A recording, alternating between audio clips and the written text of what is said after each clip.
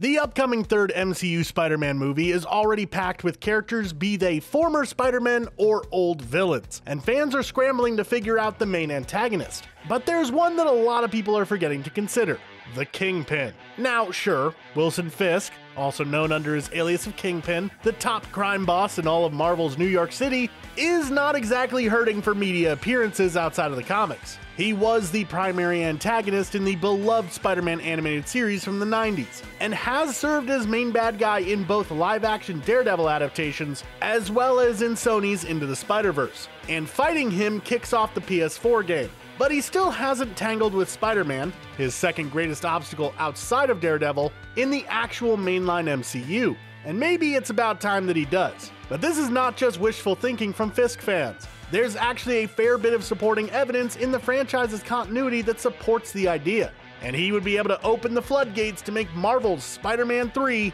even grander than it's already gearing up to be. So sit back and let us explain why Kingpin should be the next movie's main villain.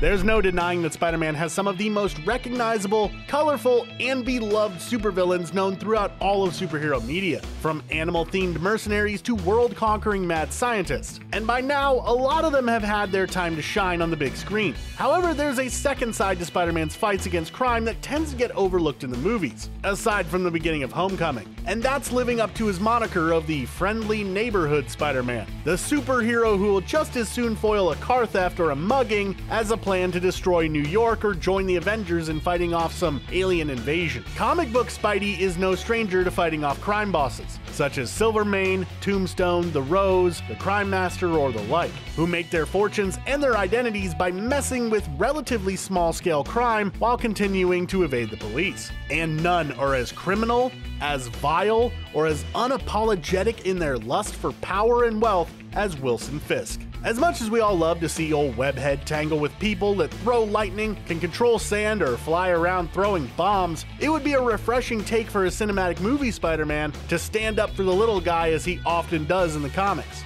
and take on a more somewhat grounded threat. And besides, as we'll get to in a little bit, it's not like Wilson Fisk doesn't have the means to provide plenty of costume superweapon-wielding baddies for the wall crawler to butt heads with. So those that are thirsty for some superpower on superpower action need not go unsatisfied.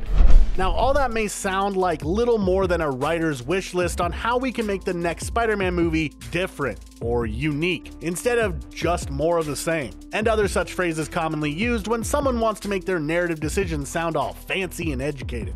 But really, a lot of things have happened in the MCU that have not yet been addressed that could very well be setting up for the arrival of Kingpin. For instance, when Spider-Man was returned to life in Far From Home after his idol and mentor Tony Stark sacrificed himself, we learn that someone, somewhere, has bought Stark Tower, which used to serve as Avengers Tower, but it's never quite addressed as to who bought it. And when Spider-Man returns to New York at the end of Far From Home, and the audience finally gets to hear J. Jonah Jameson on the Daily Bugle make an appearance just to out Spider-Man's secret identity to the people due to Mysterio's actions, we learn an interesting fact about this version of the Bugle, namely that it's not a newspaper in this continuity, but a rather controversial online news site, which Jonah is mostly the face of. But who's to say he doesn't have a shadowy boss controlling the flow of information? Finally, there's the off-screen matter of the Defenders' rights, along with all associated characters finally returning to Marvel, with Matt Murdock's beloved actor Charlie Cox having been reported to be making appearances in Spider-Man 3. With all of these factors, we have the potential for an interesting series of events. Over 5 years ago, half of all life in the universe, including our own Midtown High, was wiped from existence. But then, 8 months ago, a band of brave heroes brought us back. This would allow ample time for Wilson Fisk to raise his criminal empire, unhindered by powerful heroes such as Spider-Man swinging all over the place. Thus, he could eventually amass the wealth necessary to purchase the Daily Bugle and other news sources, and later Stark Tower after the billionaire superhero's death. Imagine someone like Fisk working for years on gaining all this power, only for Spider-Man to suddenly appear and cause him no shortage of headaches. Why wouldn't he take advantage of the wall crawler's identity being revealed to orchestrate the manhunt that Jonah's ranting at the end of the last movie is more than likely to set off? It all just fits together so beautifully, like a perfectly laid Kingpin-style plan. Plus, this would allow Vincent D'Onofrio to reprise his role. And we could all use a little bit more Vincent D'Onofrio Kingpin in our lives, right? Oh, wait a minute. What about all those announced former villains, or the extra Spider-Men, and the various loose ends of the Spider-Man series? Well, it's not like this is the first time Kingpin has dabbled in alternate universe shenanigans, as we saw in Sony's Into the Spider-Verse. And with Maguire, Garfield, Molina, and Fox all reportedly returning, it certainly looks like we're gearing up for another crack at the Spider-Verse concept, especially with the inclusion of Doctor Strange, whose next movie outright acknowledges the existence of the multiverse, a theory that was already set up, admittedly as part of a ruse, by Mysterio in the last movie. While the multiverse madness is going to be part of Kingpin's plans or not, it would certainly be added chaos to the manhunt Kingpin could quite easily orchestrate, considering he has that one thing that so many villains crave: cash money.